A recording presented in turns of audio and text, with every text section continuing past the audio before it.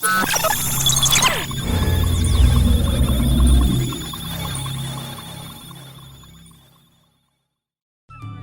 is paganism? What is Wicca? Their belief systems, traditions, and rituals. Seen here, calling the circle, defining sacred time and space at a Beltane festival to mark the longest day of the year. Welcome to Exploring Paganism.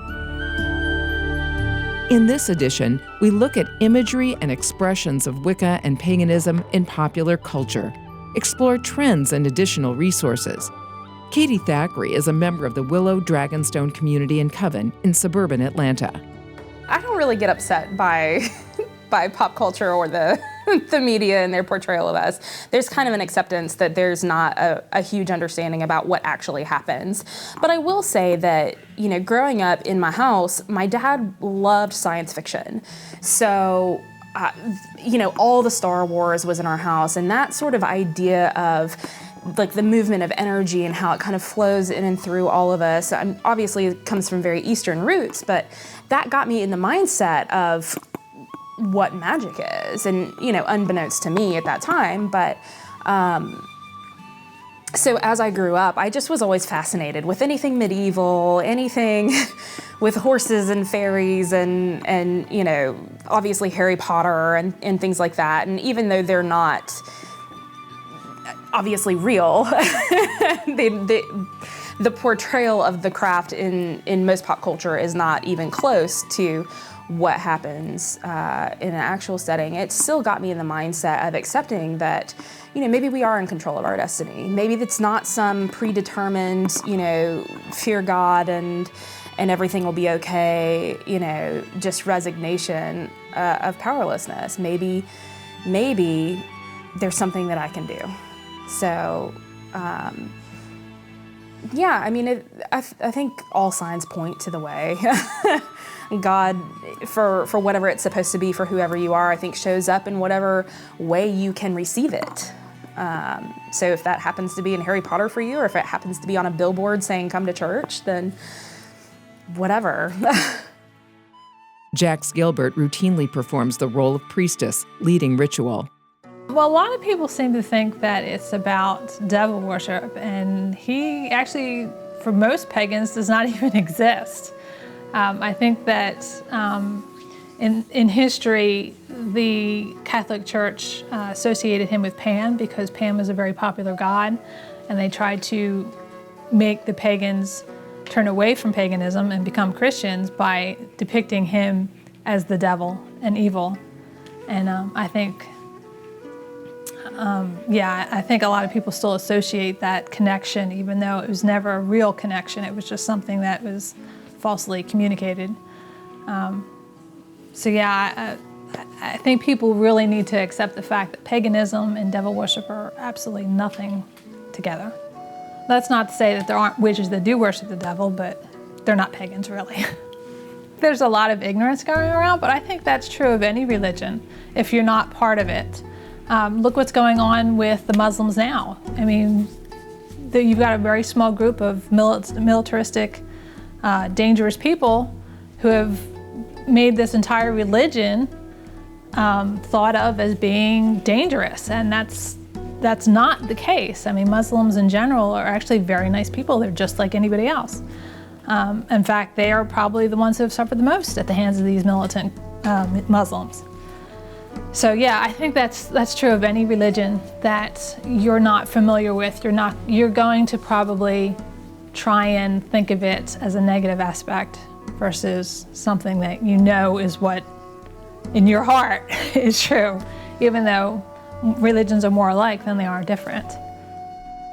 LYDIA M.N. CRABTREE is president and a high priestess with the Willow Dragonstone Community Coven.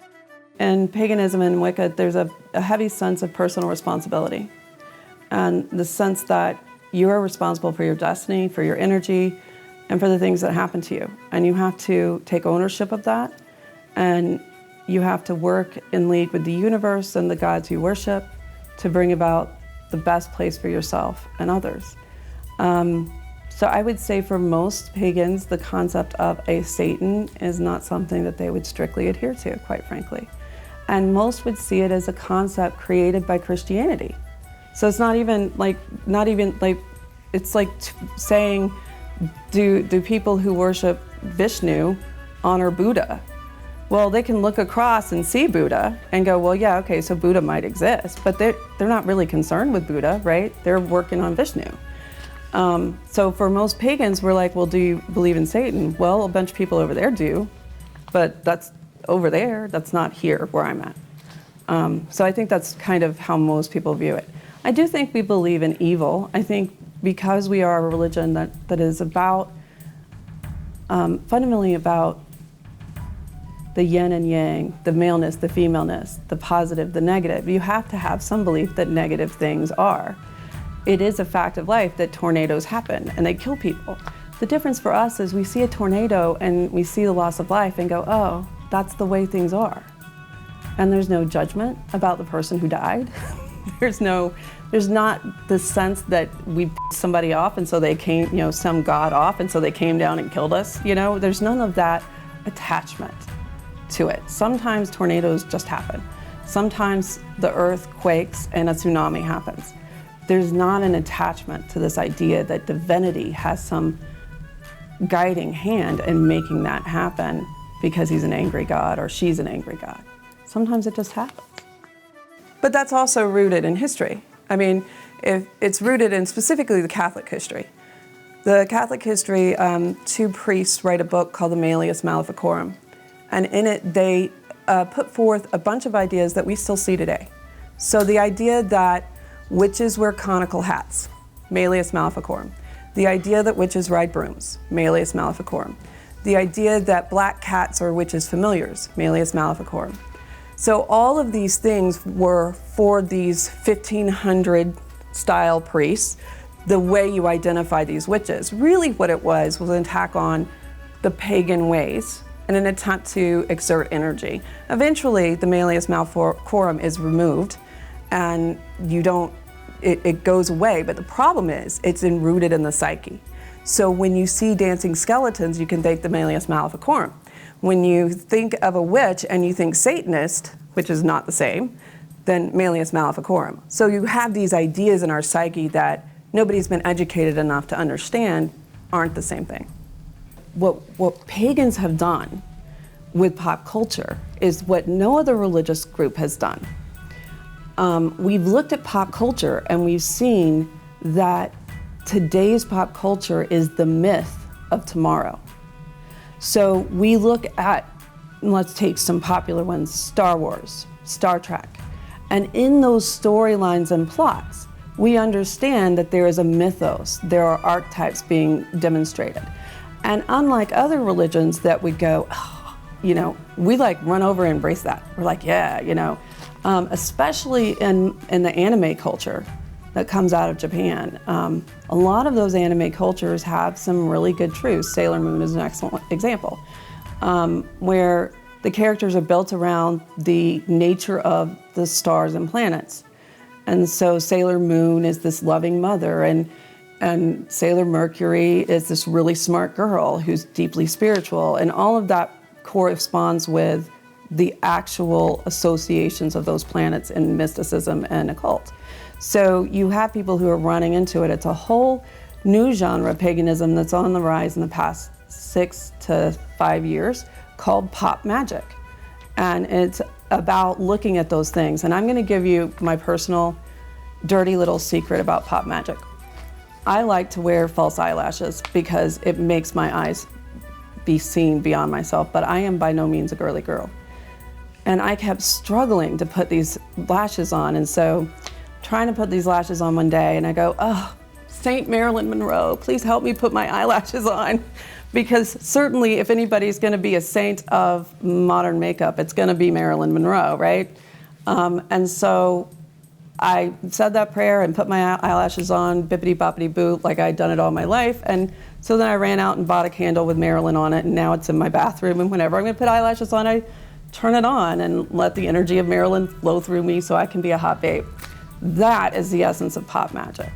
And it's a fascinating, I always worry about documentaries like this because they don't talk about how paganism is developing and growing with our own culture, and that there are these parallels. This is a place where you can explore that idea.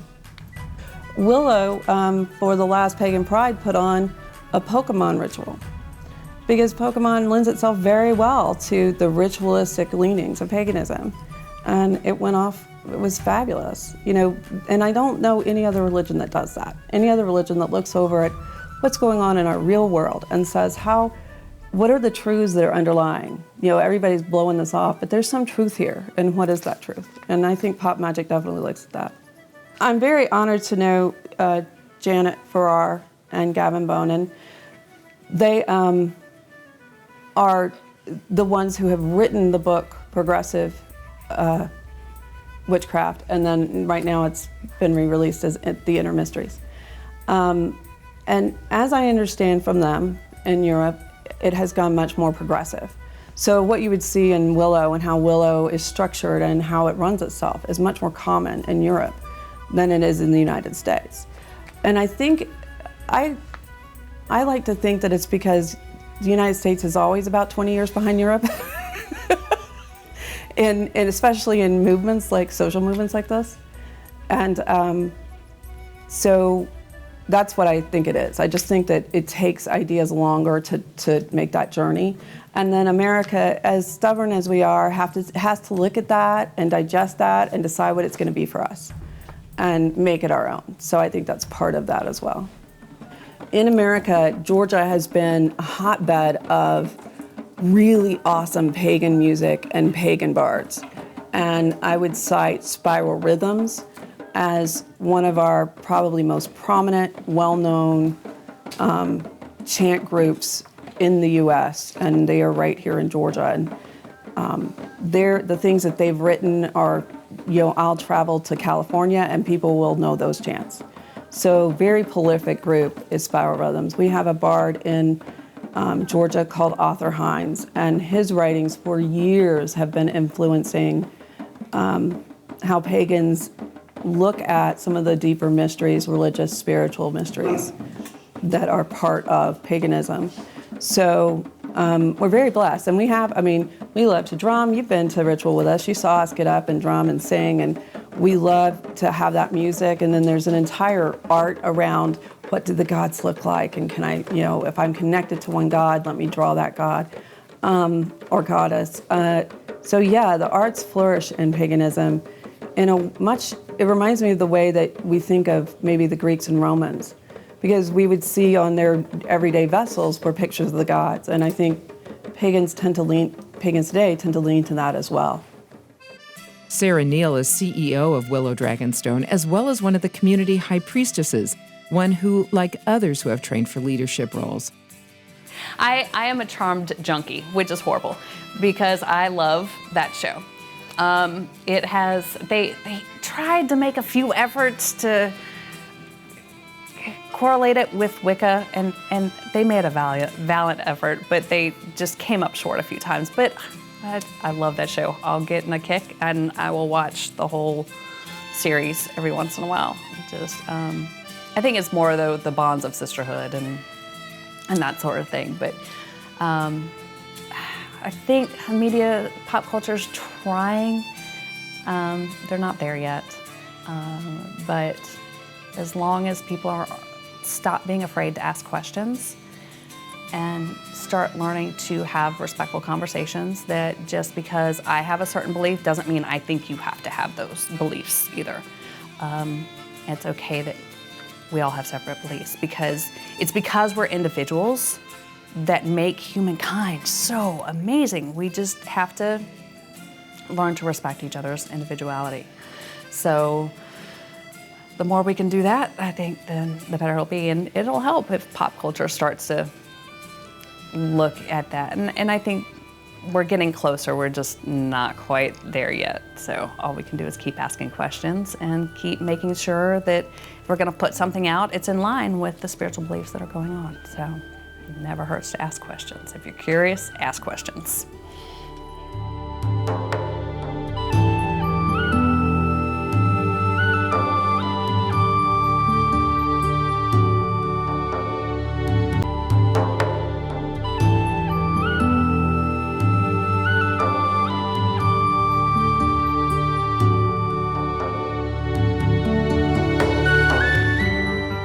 Despite the proliferation of pagan and Wiccan imagery, like these amulets and jewelry at Phoenix and Dragon bookstore near Atlanta, despite depictions in popular media and educational materials, misunderstandings remain, as we hear from Willow Dragonstone Community President LYDIA CRABTREE. You get into Charmed where now witches are good, but they do unreal things. And the sad thing is, I have seen witches do unreal things, but not in the way of Charmed. I've seen 3 witches walk out into a field and turn away a tornado because there were 200 people hiding behind them. I've seen it. It happened. It's a miracle, right? Miracles happen in Christianity. For us, it's the power of the pagan people and the power of the people who wield that energy. So you asked if I liked Harry Potter, and I would say we love Harry Potter, but what people don't know is that J.K. Rowling did her research.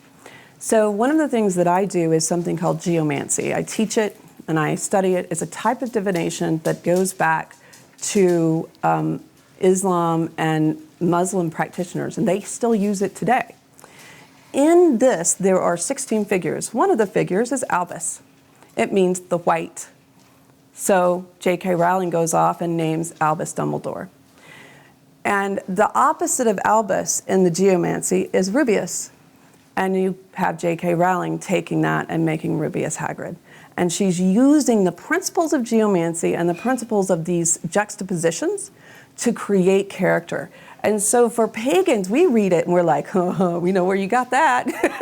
So for us, it's a very different thing. She also, her first book was The Philosopher's Stone. And that has everything to do with alchemy. And alchemy was really the search for the study of transforming yourself, right? People think it was about changing something to gold. I think Rowling got it a lot better. It is much more about eternal life and about legacy and about who you're going to end up being. And I thought it was very appropriate that it was Harry's beginning journey. And then I think she also touches on the ideas of myth being real, and there's a lot in there that pagans love. I mean, we love it. We recommend, there's a whole series of fiction books that people come to paganism that we recommend. I can't think of the author's name, but he did the Percy Jackson and that Percy Jackson series. He's actually done several series, all based on different mythos. He's done one based on the Egyptian mythos, the Greek mythos, the Roman mythos, and all of those are very accurate. They've done their research. They're not putting out their information. You can read those and get a sense of what those gods are like, and we highly recommend those. Sarah Neal has had firsthand experience confronting negative stereotypes. I have been through some issues. I had this when I was teaching some pre-K kids, and there's this woman who was just the sweetest woman. I loved her so much, and we'd have some great intimate talks, and I never never disclosed my beliefs. And one day we're watching the kids at recess, and she was saying how her daughter wanted to be a witch for Halloween, but she was just not gonna let that happen because that was evil. And I turned to her and I said, but I'm a witch. And she's like, really? I said, yeah, I'm a witch. And she stopped talking, and she stopped talking to me. So that was painful. So after that, I really monitored who I disclosed my beliefs to, because I wanted people to get to know me, and she knew me well enough, but still that stigma of she's a witch caused her to end a friendship. And so that's hard, that's painful to know that you know me, you know who I am, yet because this is what I identify with, then that's it. Most of the people I've come out to have always been supportive and okay. But that one hurt a little deep, and so I was very careful after that for a while. And then recently came out to another woman I've known for 5-6 years, and she kind of took back for me. She's like, no, I didn't know that. I'm like, how can we be friends on Facebook and you not know this? But, and so my other family members, and I said, I always tell them, I will answer any questions you want to ask. I'm not trying to hide anything. If you have questions, you're curious or have preconceived notions, talk to me about it. And because that's the only way we can get rid of that fear is with knowledge. So I've been pretty lucky. My kids, I've asked, my middle child has been picked on because she's very open with her beliefs. And on her Thanksgiving turkey, she gave thanks to the green Tara because she watches over her. And so she's always been very open about her beliefs. And there have been some kids that were telling her she was going to hell because she didn't believe in God. And I mean, this was 2nd, 3rd grade. And we had to completely remove her from one child because he was so horrible towards her. So I've had to have the talk with my children that not everybody believes that it's okay for people to have a different belief system. Not everybody understands that all of divine basically leads to the same thing. And so you have to be very careful in what you share. So my stepson only is just now finding out some stuff, but because he's grown up very, very, very Southern Baptist. His mom has used Bible verses, searching up Bible verses for punishment and all of this stuff. So I'm like, biting my tongue. And so we're still very discreet about a lot of things with them. So, and then like at Yule, I try to get the girls, or all of the kids, spiritual gifts and leave the toy fun stuff for Christmas and all that. Like what would be a spiritual gift? A pendant or even a poster that just resonated with me for them, or little dragons to protect them, little guardians, that kind of thing. Something that is not found or created by Mattel or, one of the toy makers. And so with him, I'll get a cross. I'll find a Celtic cross or something in line with those, a saint or an angel, something to, say, respect your beliefs and, but this is a spiritual time. As I think that paganism starts to embrace the idea that it doesn't have to be a certain dogma, and that, voodoo, yes, you qualify as pagan, or, and get that definition of paganism down a little bit better, that it's someone who doesn't follow along with the 3-4 major Abrahamic. Yes, religions, then you count, and it's okay to be who you are, worship how you worship, and just be you. So I think as we become more embracing of everyone else, then we'll start seeing more people coming out and going, oh yeah, this is what I am, and it's okay. So I think it'll just get bigger and better, and hopefully the bigger and better it is, the more people understand that we are everywhere. And that does not mean we are making your cattle sick or your house go into foreclosure or anything like that. We're everywhere, and we're here loving and just want to be loved too. When I was younger, of course the witch trials were always a big pull for me. Lately I've been delving very much into the Nordic traditions and the mythology behind that. But I think with the way the pagan tradition is today and a lot of the secrecy, I like seeing people starting to be a little more open about it, saying, no, this isn't how it really is, this is how it is.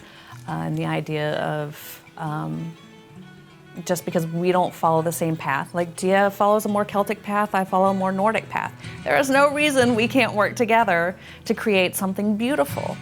And so I love the idea of where paganism is going, to a more progressive group where it doesn't matter what it looks like. If it speaks to your heart and it makes you happy, then that's okay. Nathaniel Puckett has embraced the Gaelic name, SIONNACH Jar, Oaken Fox, as his magical name, a name used for ritual purposes.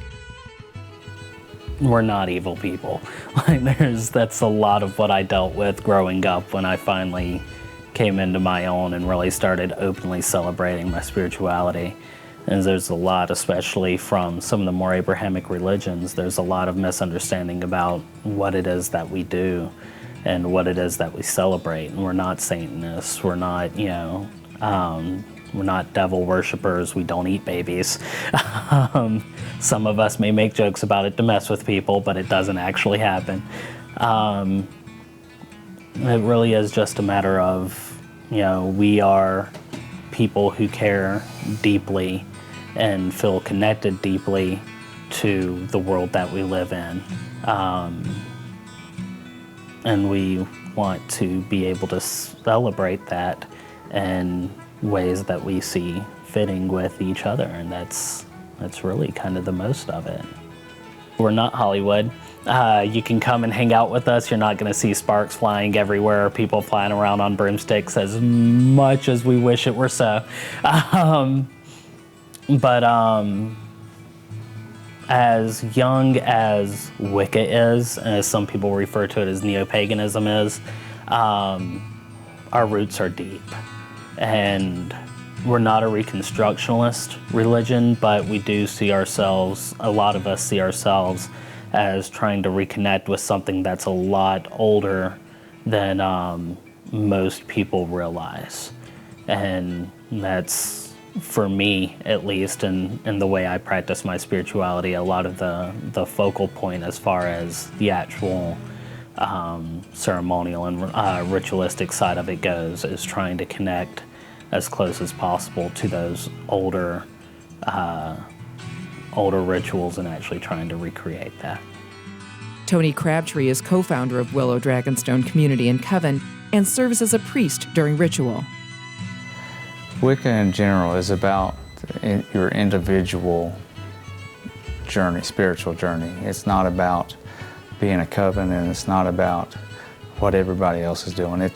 It's really individualized to each person. So our community is based on that. Each person walks their own spiritual path, and we all respect each other a lot. That's why I can be a craftsman, and people understand that that's part of who I am and my path.